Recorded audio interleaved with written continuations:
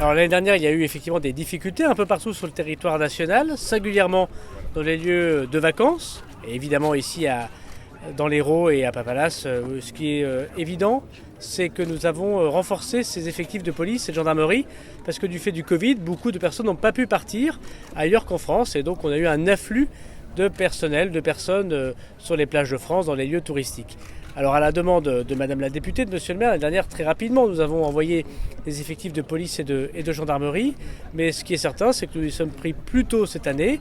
Et vous avez vu la cartographie qu'on vous a présentée, c'est 3600 policiers et gendarmes qui depuis ce 1er juillet sont présents sur le littoral français et aussi en montagne, qui renforcent les effectifs déjà présents. Dans ce département de l'Hérault, on est à peu près à 300 policiers et gendarmes supplémentaires.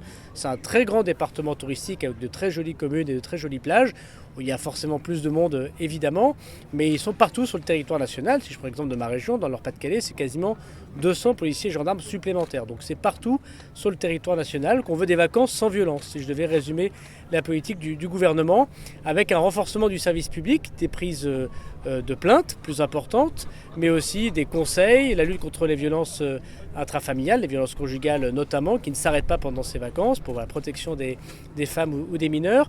La lutte contre les stupéfiants, la lutte contre la drogue restera un objectif très important de ces policiers et de ces gendarmes supplémentaires. Et puis en lien avec les polices municipales, le fait que ce soit paisible ces vacances. Comme nous ne savons pas exactement comment vont se passer ces vacances pendant cette période encore de Covid, on a souhaité mettre un maximum de policiers et de gendarmes pour aider chacune et chacun de faire de belles vacances en famille. Il a tenu véritablement sa parole et nous avons 18 gendarmes qui sont arrivés supplémentaires, qui sont arrivés de Perpignan et qui ont véritablement fait le travail. C'est-à-dire qu'ils ont apporté la sécurité, la sérénité sur la ville. C'est ce qu'il fallait. En contrepartie, nous ne sommes pas restés aussi sans rien faire. Nous avons acheté un poste de police municipale mobile.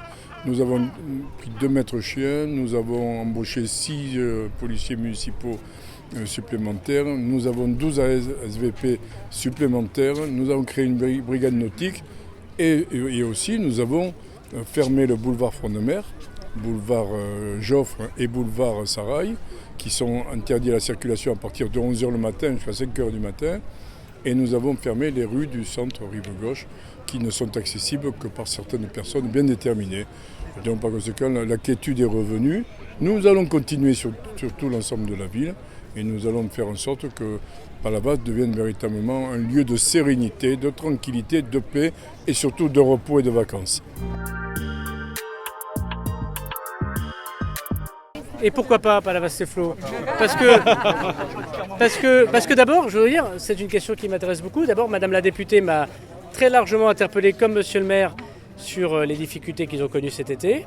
Et deuxièmement, pour rien vous cacher, moi, ce sont des villes populaires de tourisme que j'aime beaucoup. Quand j'étais gamin, j'allais à Malo-les-Bains, à Stèle-la-Plage, pour ceux qui connaissent, au nord. Et il m'est arrivé, avec mes parents, de venir, Monsieur le maire, ici, dans votre belle commune, quand j'étais enfant. Et donc voilà une belle villégiature touristique populaire qui a besoin de la police et de la gendarmerie pour passer de bonnes vacances en famille.